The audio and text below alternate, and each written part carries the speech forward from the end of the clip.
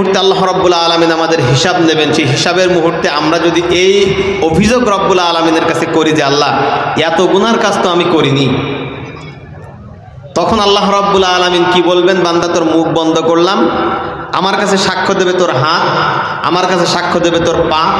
সূরা ইয়াসিন আল্লাহ রাব্বুল আলামিন এই দুটি জায়গার কথা বলেছেন। কোরআনের অন্যান্য জায়গার কথা রব্বুল আলামিন চোখের কথা বলেছেন, কানের কথা বলেছেন। সর্বশেষ এক জায়গায় আল্লাহ বলেছেন ওয়া জুলুদুহুম, তোর শরীরের সমস্ত চামড়াগুলো আমি আল্লাহর কাছে সাক্ষ্য দেবে। এখন সম্মানিত হাজিরিন, আমাদের সমস্ত চামড়া যদি আল্লাহর কাছে সাক্ষ্য দেয় তাহলে শরীরের আর কোনো জায়গা বাকি থাকবে? বাকি থাকবে? সেই জায়গা যখন বাকি থাকবে না, তাহলে এই শরীর নিয়ে যখন আমরা কোনো অপরাধ করতে যাই, সেই অপরাধগুলো করার সময় আল্লাহর কাছে কথা একবার মনে হয় না যে আমাদের এই শরীর নিয়ে যখন আমরা অপরাধ করতে যাচ্ছি, আল্লাহ আমার গলায় একটা সিসি ক্যামেরা ঝুলোয় রেখে দিয়েছে। সম্মানিত হাজিরিন, রাসূল করিম সাল্লাল্লাহু আলাইহি ওয়াসাল্লাম বললেন, মানুষ দুনিয়ার বুক থেকে তোমরা যখন কিয়ামতের ময়দানে হাজির হবা, এই হাজির হওয়ার সময় আল্লাহ রাব্বুল আলামিন তোমাদেরকে 5টি প্রশ্ন করবেন। এই 5টি প্রশ্নের তোমাদের উত্তর অবশ্যই দেওয়া লাগবে। সে 5টি প্রশ্নের প্রথম প্রশ্নটি হলো আন উমরিহি ফিমা আফনাহু, ও বান্দারে আমি আল্লাহ রাব্বুল আলামিন তোকে যে সমগ্র জীবনকাল দিয়েছিলাম, এই সমগ্র জীবনকাল তুই কিভাবে কাটালি, এর প্রত্যেকটি মুহূর্তের হিসাব আমি আল্লাহ রাব্বুল আলামিন আমাকে দেওয়া লাগবে। তুই তোর জীবনটাকে কিভাবে কাটিয়েছিস, আমি আল্লাহ তোকে যে জ্ঞান দিয়েছিলাম, তুই তোর জীবনটা কিভাবে কাটালি, এই জীবনের ভিতরে আমি আল্লাহর দেওয়া ফরজ বিধানগুলো তুই মানলি কি মানলি না, আমার রসুলের দেখিয়ে দেওয়া যাওয়া সুন্নতগুলো মানলি কি মানলি না, আমি আল্লাহর বিধানগুলো অমান্য করে শয়তানের পদাঙ্ক অনুসরণ করে ইচ্ছা মতো চুরি ডাকাতি সব কিছু করতে করতে তোর জীবন কাটালি কিনা, এই সব কিছু পুঙ্খানুপুঙ্খ রূপে প্রত্যেকটি মুহূর্তে এই মুহূর্তে রব্বুল আলামিনের কাছে আমাদের এই হিসাব দিয়ে যাওয়া লাগবে, ঠিক কিনা?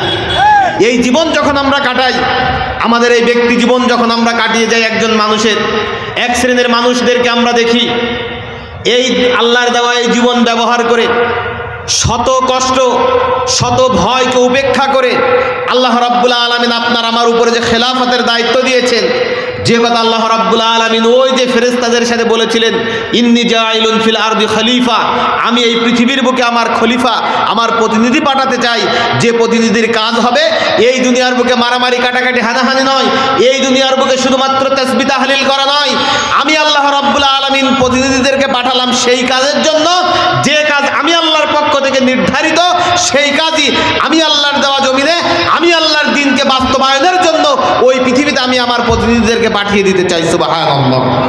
সম্মানিত হাজিরিন, এই দুনিয়ায় যখন আমরা আমাদের নিজেদের জীবন কাটাই, তখন দেখতে পাই এক শ্রেণীর মানুষ রয়েছে যারা তাদের উপরে নামাজ ফরজ নামাজ আদায় করে, তাদের উপরে জাকাত ফরজ জাকাত আদায় করে, তাদের উপরে হজ ফরজ হজ আদায় করে, বছরে একটা মাস সিয়াম সাধনা করে।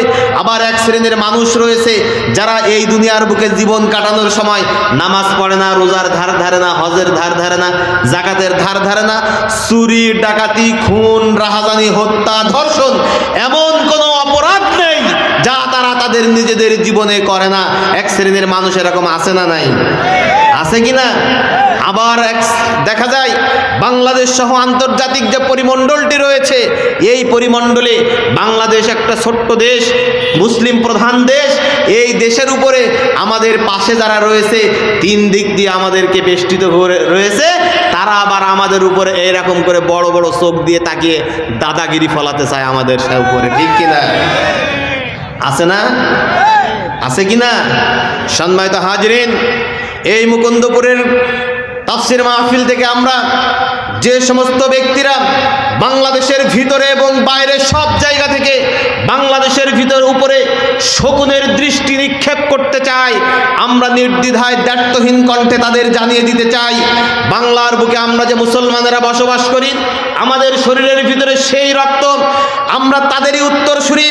আবু বকর, ওমর, উসমান, আলী রিদওয়ানুল্লাহি তাআলা আলাইহিম আজমাইন যে আদর্শ নিয়ে তারা যখন তাদের জীবন কাটিয়েছে, আমরা তাদের উত্তরসূরি। আমরা হলাম জাফর বিন আবু তালিবের উত্তরসূরি, যাকে রাসূল করিম সাল্লাল্লাহু আলাইহি ওয়াসাল্লাম যুদ্ধের ময়দানে যাওয়ার আগেই ঘোষণা দিয়েছিলেন এই জিহাদের ময়দানে তুমি শহীদ হবা।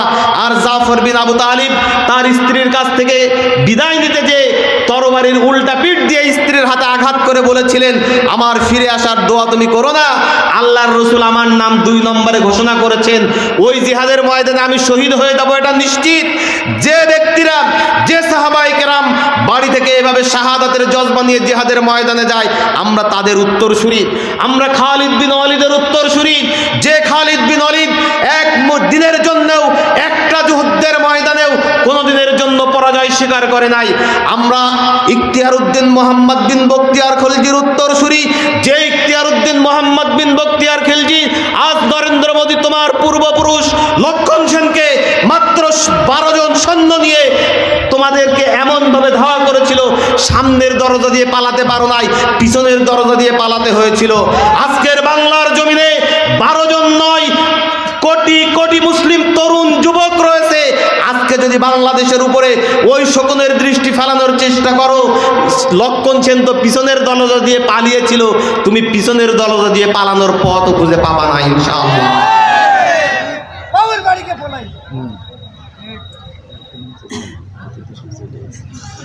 সম্মানিত হাজিরিন, রাসূল করিম সাল্লাল্লাহু আলাইহি ওয়াসাল্লাম বললেন, 2 নম্বর যে প্রশ্ন তোমাদেরকে করা হবে, ওয়ান শাবাবিহি ফিমা আবলাহু, তোমার সমগ্র জীবনের ভিতর থেকে বান্দা শ্রেষ্ঠ সময়টি হলো তোমার যৌবনের সময়।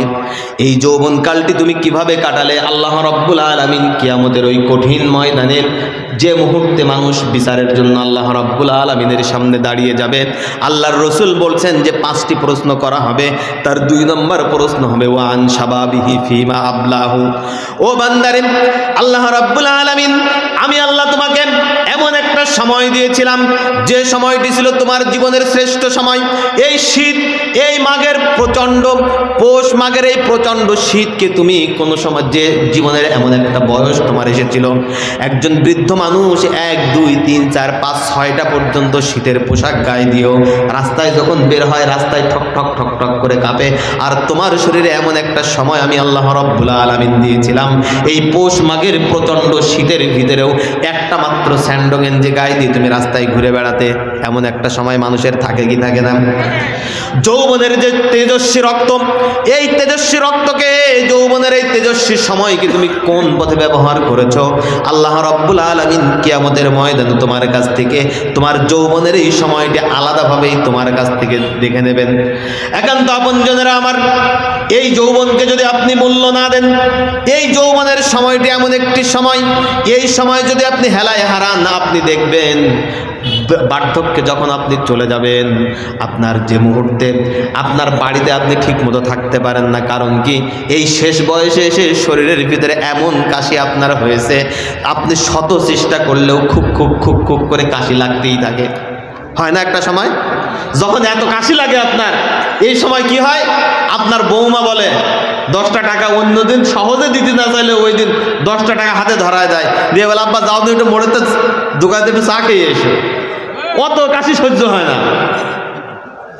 চার দোকানে যে আপনি বসবেন, এলাকার তরুণ শ্রেণী, যুবক শ্রেণী, এরা চার দোকানে বসে তাদের মতো করে কিছু সময় কাটাবে। আপনি যে যখন ওইখানে বসেন, একটু তো চক্ষু লজ্জা আছে, যদিও এটা এখন খুব বেশি দেখা যায় না, তারপরেও যতটুকু হায়া লজ্জা আছে ততটুকুতে বলে, ও চাচা তোমার এখন এই চার দোকানে বসে থাকলে মানায়? তুমি বাবু যাও দিন একটু মসজিদের দিকে যাও। ওর এদিক ওদিক যখন কোনো জায়গায় জায়গা না হয়, মসজিদে যেয়ে বসে। তখন এই যে সময় আপনার আসার আগে, যে মুহূর্তে যৌবনের শক্তিতে শীতকে শীত বলেননি, অন্যের উপরে হাত তুলতেও কোনো রকম পরোয়া করেননি, এই সময়টাতে, এই যে যৌবনের সময়, আল্লাহ রাব্বুল আলামিন আপনার কাছে প্রশ্ন করবেন, ওয়ান শাবাবিহি ফিমা আবলাহু, বান্দা এই যৌবনের উত্তপ্ত এই সময়কে তুমি কোন পথে ব্যয় করেছো, এই কথা তুমি আমাকে এখন বলো। সম্মানিত হাজিরিন, আপনি লক্ষ্য করে দেখুন 24-এর এই যে গণ অভ্যুত্থান, এই 24-এর গণ অভ্যুত্থানেও বাংলাদেশের বিগত 17 বছরে জালিম এই স্বৈর শাসককে সরানোর জন্য আন্দোলন সংগ্রাম কোনো দিক থেকে তো কম হয়নি, কিন্তু সর্বশেষ যে গণ অভ্যুত্থান দিয়েই এই বাংলাদেশে একটা নতুন সূর্যের উদয় বাংলার আকাশে হয়েছে, সেই গণ অভ্যুত্থানটি এসেছে এই তরুণ এই যুবকদের এই তপ্ত রক্তের উপর দিয়ে, ঠিক কিনা? ঠিক না? এই জন্য এই যৌবনের সময়ের আলাদা একটা মূল্য সব সময়ের জন্য। আপনি এই যৌবনে যদি ইচ্ছা করেন রাত্রে 1 ঘন্টা ধরে 2 রাকাত তাহাজ্জুদের নামাজ পড়বেন, সেটা যেমন সম্ভব। বার্ধক্যে যখন এসে যাবেন 10 মিনিট সময় নিয়েও 2 রাকাত নামাজ পড়তে পারবেন না, এর মধ্যে 3 বার প্রস্রাব লাগবে, 4 বার হাঁটুর খিল লাগবে, ঠিক না? এজন্য রাসূল করিম সাল্লাল্লাহু আলাইহি ওয়াসাল্লাম আমাদের কাছে প্রশ্ন ফাঁস করে দিয়েছেন, বান্দা এই দুনিয়ার বুকে ওয়ান শাবাবিহি ফিমা আবলাহু, বান্দারে তোমার যৌবনের এই উত্তপ্ত সময়টা তুমি কোন পথে ব্যয় করেছো? আল্লাহ রাব্বুল আলামিনের কাছে তোমার এই যৌবনের উত্তপ্ত সময়ের হিসাব দিতে হবে। 3 এবং 4 নম্বর প্রশ্নটি একই বিষয়ের 2টা পার্ট। রাসূল করিম সাল্লাল্লাহু আলাইহি ওয়াসাল্লাম বলছেন, ও বান্দা, কিয়ামতের ওই কঠিন ময়দানে তোমরা যখন আল্লাহ রাব্বুল আলামিনের কাছে হিসাব দিতে দাঁড়াবা, তখন আল্লাহ রাব্বুল আলামিনের পক্ষ থেকে তোমাদেরকে 3য় এবং 4র্থ নম্বর যে প্রশ্ন করা হবে, ওয়ান মালিহি মিন আইনা ইকতাসাবাহু ওয়া ফিমা আনফাকাহু। বান্দারে এই দুনিয়ার বুকে চলার জন্য তোমার অবশ্যই অবশ্যই অবশ্যই অর্থের প্রয়োজন হয়েছিল। সেই অর্থগুলো বান্দা তুমি কোন পথে আয় করেছো আর কোন পথে ব্যয় করেছো? এই দুনিয়ার জীবনে চলতে যে তুমি যে ঘোষণা দিলা তোমার বাড়ির কাজের লোক 400 কোটি টাকার মালিক, এই 400 কোটি টাকা সে কিভাবে উপার্জন করেছে? বাংলাদেশের মতো একটা দেশের একজন মন্ত্রিত্বের চেয়ারে বসে শুধু বাংলাদেশ নয়, ইউরোপ আমেরিকা মিলায় 600টি বাড়ির মালিক বান্দা তুমি হয়েছো। এই 600 বাড়ি তুমি কিভাবে এই অর্থগুলো উপার্জন করলে, সব কিছুর হিসাব প্রত্যেকটি পয়েন্টে তোমার দেওয়া লাগবে। আবার এই অর্থগুলো তুমি যে আয় করলে বান্দা, এই আয় করা অর্থগুলো তুমি কিভাবে ব্যয় করেছো, কোন পথে ব্যয় করেছো? কুরআনুল কারীমের তাফসীর মাহফিলে ব্যয় করেছো, মসজিদ নির্মাণের কাজে ব্যয় করেছো, না এই অর্থ সম্পদগুলো তুমি গান বাজনার কাজে ব্যয় করেছো?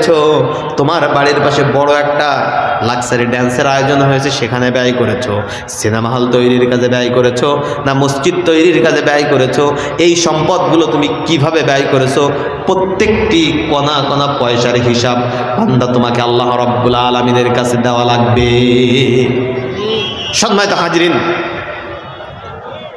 কর্তৃপক্ষের পক্ষ থেকে বলা হয়েছে এই হিসাব কিতাব যখন আপনি দেবেন আল্লাহর কাছে, এই কথা যেহেতু শুনবেন, আল্লাহ আপনার কাছে শুনবেন যে আপনার উপার্জিত অর্থগুলো কোথায় ব্যয় করলেন। তো কর্তৃপক্ষের পক্ষ থেকে আমাকে এতটুকুই বলা হয়েছে, কোনো ধরনের বড় কোনো চাওয়া আপনাদের কাছে নেই, চলতে থাকুক। সেটা কি? যে মসজিদের উদ্যোগে আমরা এই মাহফিলটি করছি, এই মসজিদটি এখান থেকে ভেঙে নতুন করে পুনর্নির্মাণ করা হবে। অনেক টাকা পয়সা খরচ।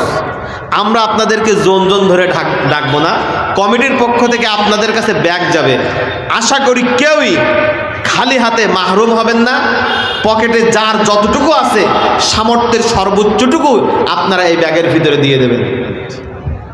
ইসলাম চাচা, পুরুষ প্যান্ডেলে আপনি কিছু ব্যাগ নিয়ে চলে যান, আর মহিলা প্যান্ডেলে যে ব্যাগগুলো গেছে আপনারা কালেকশন করেন।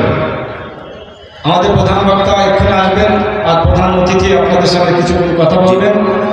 তো আমরা বক্তাদের দিয়ে কোনো কালেকশন, মানে কান্নাকাটা কোনো কালেকশন হবে না। ছেলেরা মাঝখানে প্যাকেট নিয়ে যাবে, আপনারা একটা ব্যাগ নিয়ে ঢোকেন, সময় 5 মিনিটের ভিতরে কালেকশন শেষ। ব্যাগ নিয়ে ঢোকেন, আমরা এর ভিতরে যে কতটুকু আছে কতটুকু শেষ করে ফেলবো ইনশাআল্লাহ। জি, কেউ এখান থেকে উঠা যাবে না, আমাদের আলোচনাও চলবে, কালেকশনও চলবে। জি, আপনারা একটু ভিতরে যান। তো সম্মানিত হাজিরিন, আমরা বলছিলাম 3 এবং 4 এই 2টি প্রশ্ন একই বিষয়ের উপরে। ওয়ান মালিহি মিন আইনা ইকতাসাবাহু ওয়া ফিমা আনফাকাহু। এই দুনিয়ার জীবনে চলার জন্য তোমার যে অর্থের প্রয়োজন, এই অর্থগুলো তুমি তোমার মাথার ঘাম পায়ে ফেলে ভ্যান চালিয়ে, রিক্সা চালিয়ে, ব্যবসা করে, ব্রেন খাটিয়ে ব্যবসা করেছো, চাকরি করেছো, ঠিক অনুভূতির সাথে, না সুদের কাজের সাথে জড়িয়ে, ঘুষের কাজের সাথে জড়িয়ে তুমি তোমার এই অর্থগুলো উপার্জন করেছো, এই প্রত্যেকটি বিষয় তোমাকে আল্লাহ রাব্বুল আলামিনের কাছে জবাব দেওয়া লাগবে। 4 নম্বর প্রশ্ন হলো, বান্দা এই যে অর্থগুলো তুমি উপার্জন করলে, এই উপার্জিত অর্থ তুমি কোন পথে ব্যয় করেছো, এই কথাগুলো তোমাকে আল্লাহর কাছে জবাব দিতে হবে। সম্মানিত হাজরিন, রাসূল করিম সাল্লাল্লাহু আলাইহি ওয়াসাল্লাম বলেছেন 5 নম্বর যে প্রশ্নটি, আমি ছোট্ট মানুষ শামীম হুসাইন সাবিতি, আমার কাছে এই 5 নম্বর প্রশ্নটি সবচেয়ে কঠিন প্রশ্ন মনে হয়। সেটা কি? রাসূল সাল্লাল্লাহু আলাইহি ওয়াসাল্লাম বলেছেন, বান্দা তোমাকে আল্লাহ রাব্বুল আলামিনের পক্ষ থেকে 5 নম্বর যে প্রশ্ন করা হবে, সে প্রশ্নটি হচ্ছে ওয়ামা আমিলা ফিমা আলিমা। বান্দা আমি আল্লাহ রাব্বুল আলামিন ওই দুনিয়ার জীবনে চলতে যে তোমাকে যে জ্ঞান দিয়েছিলাম, এই জ্ঞান, উপার্জিত জ্ঞানের কতটুকু তুমি আমল করেছো। সম্মানিত হাজরিন, আমি আপনাদের কাছে প্রশ্ন করতে চাই, আমরা যারা এখানে উপস্থিত আছি বা নাই, নামাজ আমাদের উপরে ফরজ, এইটা জানে না কে? কথা বলেন। রোজা আমাদের উপরে 1 মাস ফরজ, রমজান মাসে, এইটা জানে না কে? যাকাত আমাদের উপরে, সম্পদশালী লোকদের উপরে ফরজ, এটা জানে না কে? আল্লাহর জমিনে আল্লাহর দ্বীন কায়েমের কাজ করা ফরজ, এইটা জানে না কে? আল্লাহর রাসূল বলছেন ওয়ামা আমিলা ফিমা আলিমা। বান্দারে আমি আল্লাহ রাব্বুল আলামিন তোমাকে যে জ্ঞান দিয়েছি, এই জ্ঞানের কতটুকু জানা জ্ঞান অনুযায়ী কি পরিমাণ আমল তুমি করেছো। সম্মানিত হাজরিন, এই যদি আমাদের অবস্থা হয়ে দাঁড়ায়, আল্লাহ যদি কিয়ামতের দিন এই প্রশ্ন আমাদের করে যে বান্দা তোরে আমি যে জ্ঞান দিয়েছিলাম, তুই তো জানতিস তোর উপরে নামাজ পড়া ফরজ, তুই জানতিস তোর উপরে যাকাত, রোজা রাখা ফরজ, যাকাত ফরজ, হজ ফরজ, ইসলামী আন্দোলনের কাজ করা ফরজ, আল্লাহর জমিনে আল্লাহর দ্বীন প্রতিষ্ঠার কাজ করা ফরজ, এই সবগুলো যে তোর ফরজ, তুই এই কাজগুলো কেন করলি না? এই কথা যদি আমরা আল্লাহর পক্ষ থেকে প্রশ্ন আসে, আমাদের উত্তর দেওয়া যাবে? এজন্য সম্মানিত হাজিরিন, আসুন আলোচনা শেষের দিকে আমরা সেই প্রথম আয়াতের কাছে আর একবার আপনাদেরকে নিয়ে যেতে চাই, যেখানে আল্লাহ রাব্বুল আলামিন আমাদেরকে বলেছেন ওয়া কুল্লা ইনসানিন আলজামনাহু তাইরাহু ফি উনুকিহি ওয়া নুখরিজু লাহু ইয়াওমাল কিয়ামাতি কিতাবান ইয়ালকাহু মানশুরা। ও দুনিয়ার মানুষ, আল্লাহ রাব্বুল আলামিন তোমাদের প্রত্যেকের গণদেশে একটা করে নিদর্শন, এই দুনিয়াবি জীবনে আধুনিক সময়ের ভাষায় আমরা যেটাকে বলি সিসি ক্যামেরা, একটা ক্যামেরা তোমাদের জন্য ঝুলিয়ে রেখে দিয়েছেন। যে সিসি ক্যামেরাটি ওই কিয়ামতের কঠিন ময়দানে যখন তোমরা আল্লাহ রাব্বুল আলামিনের কাছে তোমাদের হিসাব দেওয়ার জন্য দাঁড়াবা, ওই মুহূর্তে আল্লাহ রাব্বুল আলামিন তোমাদের কাছে লিখিত কিতাব আকারে এই কিতাবটি তোমাদের হাতে উঠিয়ে দেবেন। একান্ত আপনজনেরা আমার, আসুন সর্বশেষ আমি আপনাদের খেদমতে এই কথাটি বলে যেতে চাই, যেহেতু এই পৃথিবীর বুকে একটা চোরও যখন চুরি করতে যায়, একটা ক্যামেরা সে খোলা আছে কিনা বন্ধ আছে এইটা সে জানে না, তারপরে ওই সিসি ক্যামেরা দেখে সে যেমন কোনো চুরি করতে সাহস পায় না। অথচ আল্লাহ রাব্বুল আলামিন আমাদেরকে বলছেন তোমাদের গলায় আমি আল্লাহ এমন একটা নিদর্শন ঝুলিয়েছি, এটাই তোমাদের কাছে লিখিত কিতাব আকারে দেব। অতএব আল্লাহর এই ক্যামেরা যেহেতু কোনো সময়ের জন্য বন্ধ হওয়ার নয়, অতএব আসুন এই ক্যামেরার সামনে দাঁড়িয়ে আমরা সব সময়ের জন্য এই অনুভূতি নিয়েই চলতে থাকি যে আল্লাহ রাব্বুল আলামিন কিয়ামতের কঠিন ময়দানে আমাদের চোখটাকে বন্ধ করে দেবেন, আমাদের হাত আল্লাহর কাছে সাক্ষ্য দেবে, আমাদের পা আল্লাহর কাছে সাক্ষ্য দেবে, আমাদের চোখ আল্লাহর কাছে সাক্ষ্য দেবে, আমাদের কান আল্লাহর কাছে সাক্ষ্য দেবে, আমাদের নাক আল্লাহর কাছে সাক্ষ্য দেবে, আমাদের প্রত্যেকটি অঙ্গ প্রত্যঙ্গ রব্বুল আলামিনের কাছে সাক্ষ্য দেবে। এই মুহূর্তে আমাদের নিজেদের শরীরের এই সাক্ষ্যগুলো যেন আমাদের বিরুদ্ধে চলে না যায়, এই জন্য ওই যে ক্যামেরার সামনে আমরা দাঁড়িয়ে রয়েছি, এই ক্যামেরার সামনে দাঁড়িয়ে সব সময় সকল মুহূর্তের জন্য যেন আমরা আল্লাহ রাব্বুল আলামিনের বন্দেগী করে এই দুনিয়ায় চলতে পারি। আল্লাহ রাব্বুল আলামিন আমাদের সকলকে সেই তৌফিক দান করুন। আমরা সবাই বলি আল্লাহুম্মা আমিন। পারা যাবে না? ইনশাআল্লাহ পারা যাবে না? আল্লাহ রাব্বুল আলামিন আমাদের সকলকে এই অনুভূতি নিয়ে রব্বুল আলামিনের সামনে আমাদেরকে হাজির হতে হবে। রব্বুল আলামিন তার সিসি ক্যামেরা দিয়ে সব সময় আমাদেরকে দেখছেন, এই অনুভূতি নিয়ে এই দুনিয়াবী জীবন পরিচালনার তৌফিক আল্লাহ রাব্বুল আলামিন আমাদেরকে দান করুন। আমিন। আসসালামু আলাইকুম ওয়া রাহমাতুল্লাহি ওয়া বারাকাতুহু। আলহামদুলিল্লাহ।